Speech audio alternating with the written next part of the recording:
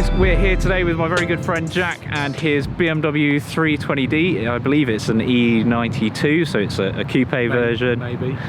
Yeah. I actually really like it. I think I've mentioned in a few of my videos before, I do really like the E92 series. I've very nearly bought one myself. Jack's very kindly let us have a look at his car, so without any further ado, let's jump straight into it. So, recently bought this, really cheap. $2,000, diesel. I need the fuel economy for work. This is a lot of car for $2,000. I give you that. Yeah, generally just something that's a bit of fun, really.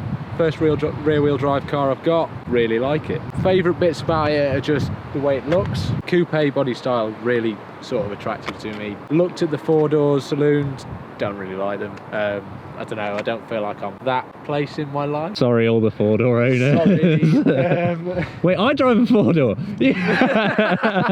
Black, very common, black or silver generally from when I was looking at them.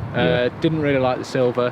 And again, like I said, this one was really cheap, so I just went for it. So I really like these headlights on this version of the 3 Series because they look so intimidating when they're behind you. I always feel like I need to move out of the way. I think that's the idea, that you're literally like meant to move out of the way of a BMW. The kidney bean grille look is classic BMW, and I just think it looks really good on this car. Recently, they are definitely murdering. Yeah, they're killing the grills off, aren't they? Yeah, definitely. They're just getting too big. Like the new 7 Series, cue picture of 7 Series here. Grim. One thing I have found, first week I got it was, I think, Storm Dennis. So, very wet.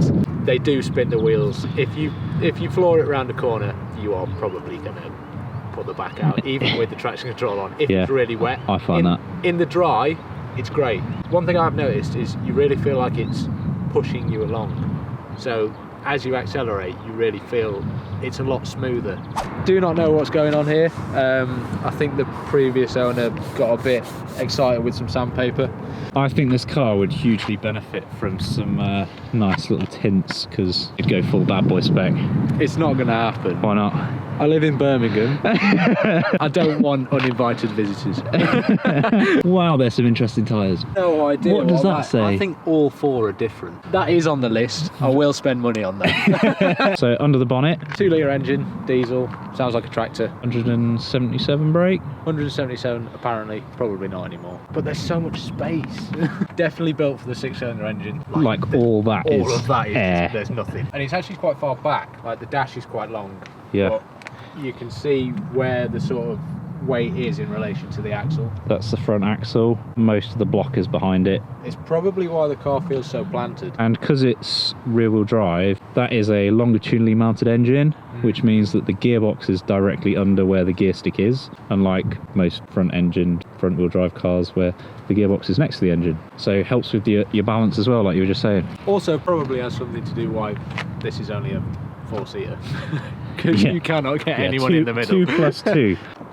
Pillarless doors, they make it look a lot more modern, and it's cool because when you open it, it drops the glass like that. It smells like a BMW. I don't know how to define that. I know what you mean. It just smells like a bit. I put that in and it's done nothing. Interior, it's a very nice place. I think these age really well. I've probably said that about 10 times on my channel. It's like the leather is, you'd think for an old car of this you'd see rips and marks, like there's barely anything.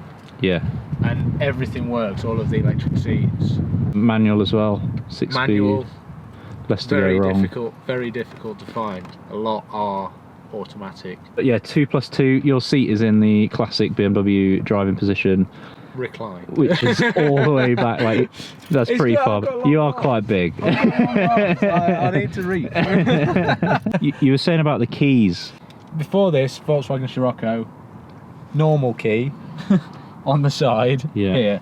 So getting in and starting it's fine. Like, I think about it, put the key in, press the start button, which that hasn't worn off yet. That's still quite cool. I enjoy doing that.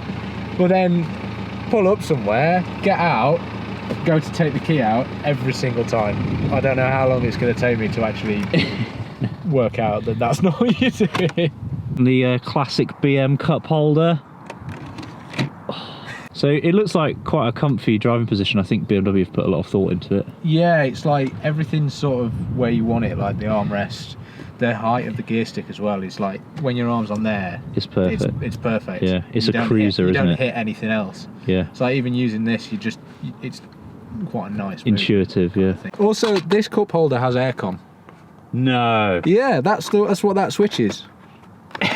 And it's got vents in there, and it makes basically. Old BMs are so cool. Makes your chewing gum really cold. What Jack's going to try and do now is try and get in behind where he would sit in his position. So someone with legs. You look huge. Look how tall you are compared to that headrest. I am. I could do it. It is comfy. Yeah. It is comfy, and you've got the weird leather bolster things, but it's all right. A shorter person would get on better. We probably look so strange now. Just wave at people as you're going past. Yeah. Hello. The one thing I don't like about, I think Minis have it as well, is that little red flashy I've got an alarm thing under the rear view mirror. That just kills it. So you were just saying about the headlights. Yeah, so the advert said Xenons. I was like, oh great, okay, that's a bonus. I still think they are, but it's weird that there's kind of the Xenon main beam with halogen sort of halo lights, and the fog lights are also halogen as well. Yeah. It looks strange, but it seems to work well while you're driving. Like the Xenons give a really nice light while you're driving. Like I quite like the white crisp light, and they do the BMW dip and raise. Yeah, that's cool. It is cool. So really like how the bonnet and this fender, like they almost come over the top of it like an eyebrow to give it that nice look. I really like that. BMW styling is just... we care about boot space, so this has got a big boot. I'm not going to ask you to get in it, but... I mean, I probably could. I think that's actually supposed to have the whole BMW like service, first aid and all that stuff, but...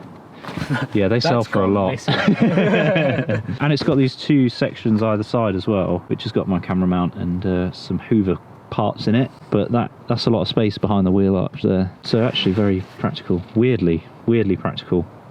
Also, this is weird. It's like a little thigh support, and all BMWs have it, and I just don't really... You said the same, you don't really know what it does. You put it out and it just makes changing gear awkward. And you can collect crumbs and stuff in there, so it's a crumb collector. Right. Hey! Hello. Oh. Driving section. Okay, so apologies that I'm very close to your face.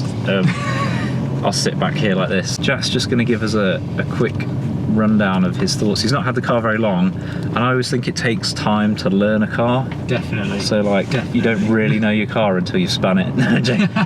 How many speed bumps are here? Oh, these are the things so that you don't come in so you don't come in this way. Ah! Oh, we're not going in here again. Okay, so what were your thoughts when you first got in it? So, I've said before, I never really liked Beamers. I appreciated them as drivers' cars. Yeah. And so many people had said, like, really gonna enjoy driving a Beamer kind of thing. But I just thought the interior did nothing for me. It has grown on me though. Yeah. Definitely. First impressions were, this feels really smooth. I really liked the whole rear wheel drive aspect where you can literally, if you put your foot down, you feel like it's pushing you along the road. I still wouldn't say I'm a Beamer, like, massive Beamer fan. Yeah. And this being a 6-speed manual diesel 4-cylinder, what's fuel economy like? It must be quite good.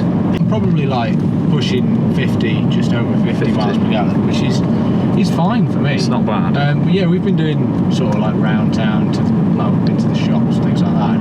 It's currently saying like 48.7 average, so I'm pretty pleased with that. But it shifts. Oh, definitely. It's quick, isn't it? It's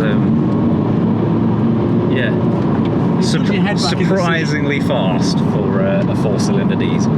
And like my final question, do you think that driving a BMW makes you a worse or better driver? Because there is a stigma attached with BMW drivers. Definitely, and that probably had something to do with me saying like, I don't really like BMW. Yeah, but you were saying earlier that you use the indicator at every Oh yeah. Every opportunity, because Jack is a good driver. Make a point of using the indicators, even if I don't really need to. I think driving this BMW, one, because it was so cheap, and two, because I'm not actually like sort of really got attached to it yet. Yeah. Yeah, I drive it a bit. Yeah. So it's not because of the badge, but it's because of the car that it is, and it's your daily car. Very true. I didn't just pull out. Yeah, we're saying the right thing and doing something else.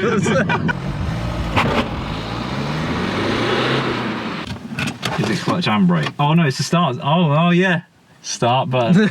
I was thinking like, it's not going. I've broken it already. I don't know, it's weird, always weird. Move the seat if you want, if it's too far back. But no, I feel like a bad boy BMW driver. Straight away, the steering wheel is so chunky. It is, isn't it? It's like holding like it's really fat.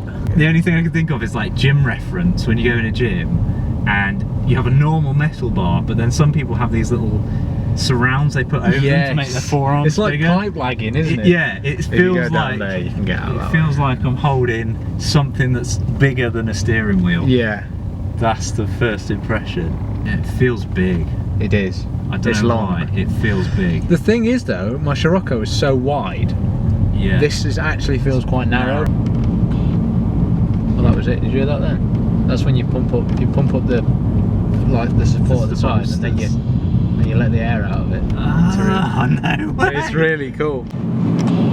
Oh yeah, I can hear it. So what Jack's talking about is the seats are very like bolstered on the side to hold you in, and yours is.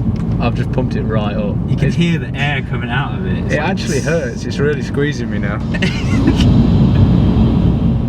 Yeah, the only thing that makes it feel less, like it feels really expensive in it, the only thing is like the 4-cylinder rattle. Mm-hmm. But M140 BMW friends. Chris Harris did a video about 320D that he took to Germany, and it's a really good video. You should watch it after you've watched this one, don't go and watch it now. But he basically says, is the 320D all you need, the only car you ever need? And I'd say it probably is. Okay, so that's it. Thank you very much for watching. Thank you very much to Jack for letting me drive his car. It was very cool, and now I want one. So I need a bigger driveway. So give this video a thumbs up if you liked it. If you want to see more like this, let me know. Hopefully I'll build a bit of a BMW following as well. You guys have some cool cars, so thank you very much, and I'll see you very soon. Cheers. Bye.